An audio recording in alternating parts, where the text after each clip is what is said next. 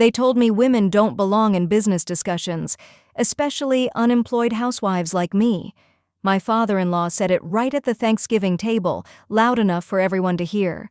My husband froze. His mother nodded, like it was the most natural thing in the world. His brother smirked. What they didn't know was that the unemployed housewife they were mocking had just signed a contract that morning worth $18.4 million to their failing company. I was their largest client, 73% of their revenue, and I was done pretending. Stay with me. Because what happened at that dinner table didn't just silence their laughter, it changed everything. Hi, I'm Maya Parker, 32, and this is the story of how one Thanksgiving dinner exposed the truth my in-laws never wanted to face. Let me take you back to how it all started. Daniel and I met 6 years ago. I was running Parker Logistics Solutions, a supply chain company I'd built from nothing.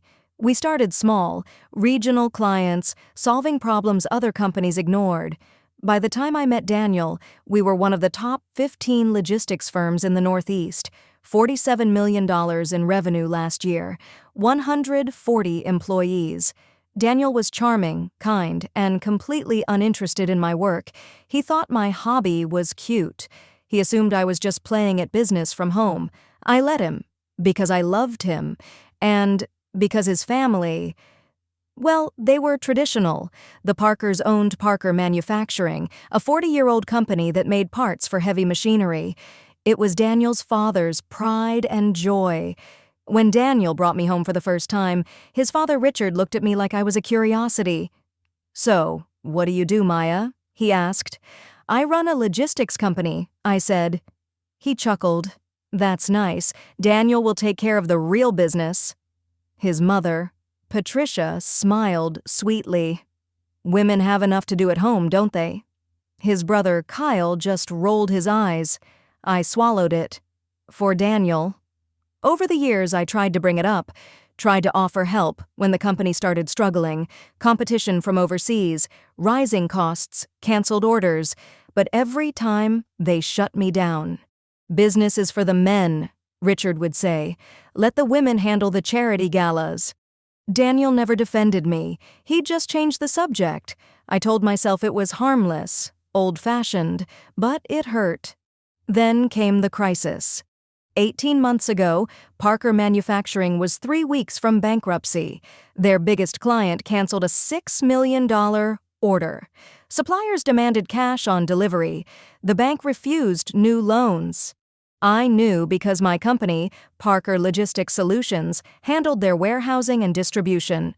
My team saw the numbers. I could have walked away. Instead, I did what I always do when someone I love is in trouble. I fixed it. Quietly. I had my CFO reach out to theirs. We offered a comprehensive logistics package at 40% below market rate, extended credit terms, absorbed delays, covered their mistakes with our reputation. We kept them afloat. 73% of their revenue came from us. They never knew it was me. The contract was signed through intermediaries. My name never appeared. Because I knew if they found out, they'd never accept help from Daniel's little wife. I did it for love, for family, for the man I married. Last Thanksgiving, I flew in from a business trip to join them at their Connecticut estate. The table was perfect. Crystal glasses, fine china, a roasted turkey that smelled like childhood memories, 17 people, and me, the only one who didn't belong. Richard started it. "Danielle, after dinner we need to discuss the Henderson account," he said, cutting his turkey. "Just the men. We'll use my study." Daniel hesitated.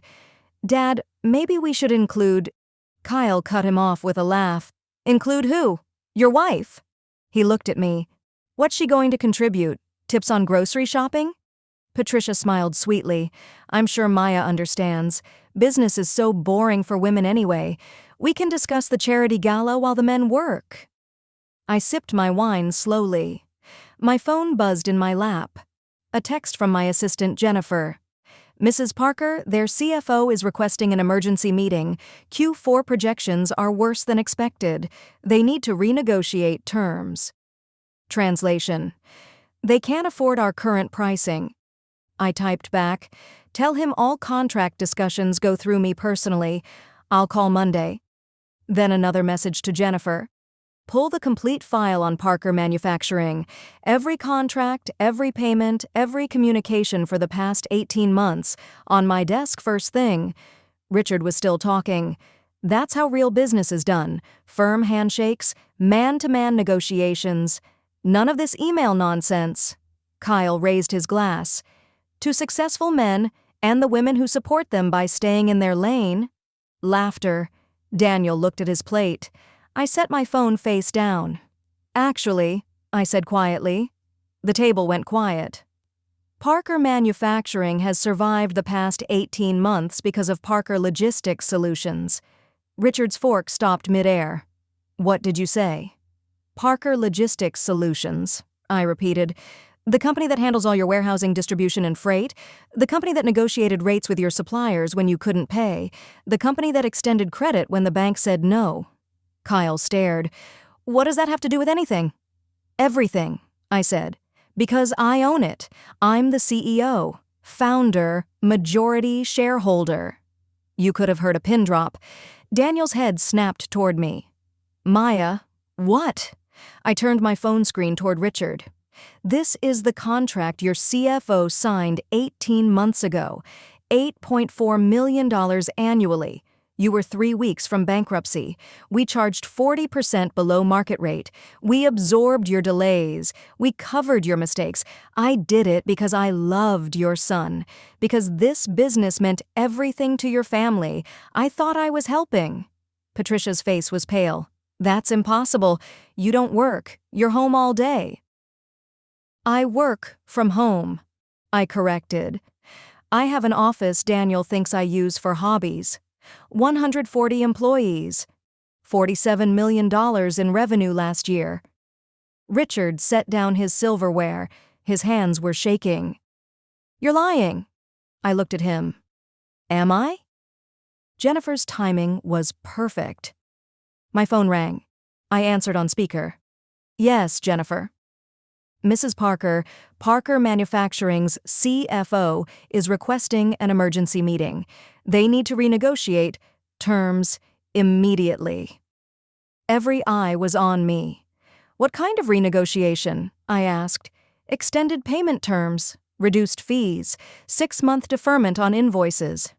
I looked at Richard. His face was gray. Tell him I'll review the request and get back Monday, I said. And Jennifer, pull our termination clauses. I want to review those too. Termination? Richard choked. I ended the call. Your company is in trouble, Richard. Real trouble. The Henderson account you're meeting about tonight? They're leaving. They told my sales team 2 weeks ago. They're switching to overseas because you can't compete. Kyle had his phone out. Dad, she's telling the truth. Parker Logistics Solutions website. Maya Parker, CEO and founder. Articles in Forbes, Supply Chain Review. Forbes, Richard repeated numbly. They profiled me last year, I said. Northeast's rising stars in logistics. You never read it because you assumed it had nothing to do with you. My phone buzzed again. Jennifer. Their CFO is calling every 5 minutes, desperate. I looked around the table. At the family who had dismissed me for years, at the women who pitied me for being unemployed, at the men who excluded me because I couldn't possibly understand. Here's what's going to happen, I said calmly. Monday morning, I'm meeting with my executive team to review the Parker Manufacturing account. We're going to decide whether to continue the contract, renegotiate at market rates, or terminate entirely. Richard stood up slowly. What would it take to keep the contract? I considered. Respect, I said. Acknowledgement that I'm not just Daniel's wife. That I'm a business owner, a CEO, someone whose expertise has value, and maybe an apology for 3 years of condescension. Richard's voice cracked. You have it. All of it. I apologize completely. I was wrong. Kyle stood too. I'm sorry, Maya. I've been an ass. Patricia was crying. We all have. Please forgive us. I looked at Daniel. My husband, who I loved, who had never once asked what I did all day, who assumed like the rest of them. "I need time to think," I said. "I'm going home. Daniel, you should stay and have your business meeting. Talk about Henderson. Plan for the future." "Maya," he started. "I'm not leaving you," I said softly. "I'm leaving this dinner. I need space to think about what happens next, with the business, with the family, with us." I grabbed my purse and walked out, leaving behind a table of stunned relatives and a half-eaten plate of turkey.